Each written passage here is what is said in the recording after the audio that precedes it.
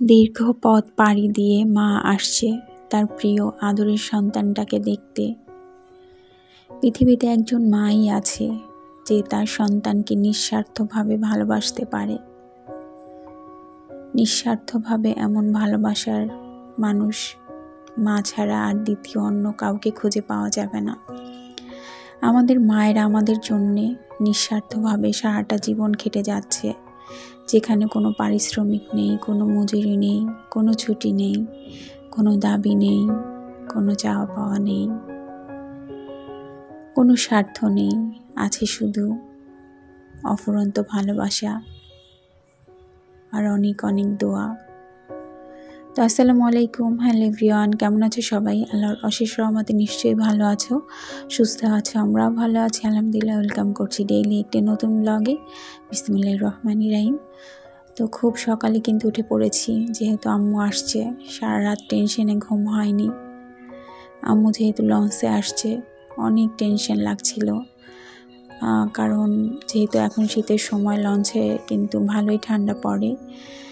তো আম্মু যেহেতু গাড়িতে জার্নি করতে পারে না, তাই লঞ্চেই আসছিল। আর আম্মু বাসা থেকে বের হয়েছে বাসা থেকে বের হয়েছে 11:30টায়, যেখানে লঞ্চ বরগুনার উদ্দেশ্যে ছাড়বে ঢাকা থেকে সন্ধ্যা 6টা থেকে 6:30টার মধ্যে। অথচ এত তাড়াতাড়ি বাসা থেকে বের হয়ে গেছে, যেহেতু একা একা ওইভাবে কোনো কিছু ভালোভাবে চেনে না। যদি রাস্তায় কোনো সমস্যা হয়ে যায়, যানজটে পড়ে যায়, কিভাবে কি করবে সেই ভয়ে এত তাড়াতাড়ি বাসা থেকে বের হয়ে গেছে। তো আম্মুকে বলছিলাম, আম্মু এত তাড়াতাড়ি বের হওয়ার দরকার নাই, তুমি জোহরের নামাজ পড়ে খাবার টাবার খেয়ে বের হো। বলছে যে না, যদি লেট হয়ে যায়, যদি লঞ্চ না পাই, সময় মতো না পৌঁছাতে পারি। আসলে মায়ের মন। আর আমার আম্মু, আমি গত ভিডিওতেও শেয়ার করেছিলাম, ছোটোবেলা থেকে সবসময় দেখেছি অচেনা রাস্তা দিয়ে কখনোই আম্মু চিনে আসতে পারতো না। এক রাস্তা থেকে অন্য রাস্তায় কখনোই চিনে যাওয়ার চেষ্টা করতো না, ভয় পেত। তো আসলে বিয়ের পর থেকেই আম্মু সবসময় চেয়েছিল, আসলে প্রতিটা মায়েরাই তাই চায় যে তার সন্তানটাকে কাছে রাখতে, কাছাকাছি বিয়ে দেওয়ার জন্যে, বিশেষ করে মেয়েটাকে। তো আমার মায়ের বাড়ি কিন্তু ঢাকাতেই, ছোটোবেলা থেকে আমরা ঢাকায় বড় হয়ে গেছি।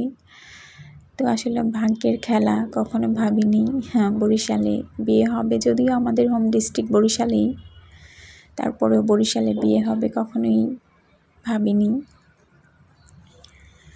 তো যাই হোক, সেই ঘটনা কোনো এক সময় শেয়ার করব তোমাদের মাঝে। তো এদিকে আম্মুকে জিজ্ঞেস করছিলাম যে আম্মু সকালে এসে কি খাবে। তো বলছিল যে সকালবেলা এসে গরম গরম ভাত খাবো, রুটি খেতে ইচ্ছে করছিল না আম্মু, যেহেতু ডায়াবেটিস আছে তাই। তো আমি সারা রাত আমার ঘুম হয়নি, যেহেতু আম্মু লঞ্চে আসছিল। লঞ্চে তো প্রচুর পরিমাণে ঠান্ডা পড়ে, আর আম্মু বাসে জার্নি করতে পারে না। তো বাসে আসলে কিন্তু 6 থেকে 7 ঘন্টার মধ্যেই বরগুনাতে চলে আসা যায়, কিন্তু যেখানে 6 থেকে 7 ঘন্টার মধ্যে আমার বাসায় আসতে পারবে, সেখানে আমার মা টানা 24 ঘন্টা, মানে পুরো একটা দিন জার্নি করেছে। আম্মু অনেকটা অসুস্থ হয়ে পড়েছিল। তো আমি সকালে উঠেই সমস্ত কাজগুলোই তাড়াতাড়ি গুছিয়ে নেওয়ার চেষ্টা করছিলাম। সকালবেলা উঠেই আমি ফ্রেশ হয়ে ভাত বসিয়ে দিয়ে আমি ঘরটা পরিষ্কার করে নিয়েছি। আর তোমরা তো দেখলে আমি ভাতটাও রান্না করে নিয়েছি। আর এখন আমি ঢেলা মাছটা ভেজে নিব। আম্মু মোটামুটি এই মাছটা পছন্দ করে, আর ভাবলাম এইভাবে একটু দেশি স্টাইলে মাছটা ভেজে দিব, যার কারণে। আর গতকাল রাতেই একটা তরকারি রান্না করে রেখেছি।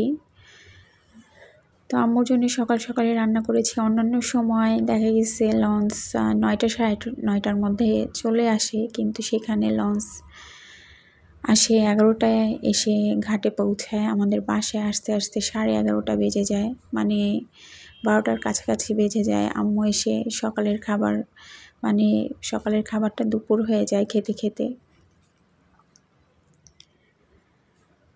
তো তোমাদের মাঝে রেসিপিটা শেয়ার করলাম আমি ঢেলা মাছটা কীভাবে করি। মাছটা আমি কিন্তু প্রথমে তেলে দোনো সাইড ভালো করে ভেজে নিয়েছি। আর এই তো দেখলে সব মশলাগুলো দিয়ে হালতে পেঁয়াজের সাথে ভালো করে মাখিয়ে অল্প পানি দিয়ে ওপর দিয়ে ঢেলে দিয়েছি। আর এখন এই তো ধনিয়া পাতা দিয়ে একদম আমি ভাজা ভাজা করে নামিয়ে নেব। কিছুক্ষণ পর পরে কিন্তু আম্মুর কাছে ফোন দিচ্ছিলাম আর কতক্ষণ লাগবে। আর সারা রাত তো ঘুম হয়নি এই ঠান্ডার মধ্যে। আম্মু কি করছে, কিভাবে ঘুমাচ্ছে। আমাদের মায়েরা আমাদের জন্য কত কষ্ট করে, তাই না? এখন মা হয়েছি, এখন বুঝি। আগে অতটা বোঝার ক্ষমতা ছিল না। আসলে মা হলেই সম্পূর্ণভাবে বোঝা যায় যে একটা মা তার সন্তানের জন্যে কতটা স্যাক্রিফাইস করতে পারে, কতটা ভালোবাসতে পারে। এদিকে আরাফের তরকারিটাও আমি বসিয়ে দিয়েছি। ওর জন্য একটু মুরগির মাংস দিয়ে পেঁপে আর শালগম দিয়ে রান্না করে নিচ্ছি। তাড়াতাড়ি রান্নাগুলো করে নিয়েছিলাম যাতে আম্মু আসলে আম্মুকে একটু সময় দিতে পারি। আসলে এত পথ জার্নি করে আসছি আর এতদিন পরে আম্মুকে দেখব, আম্মুর সাথে একটু সুখ দুঃখর গল্প করব, তাই তাড়াতাড়ি রান্নাগুলো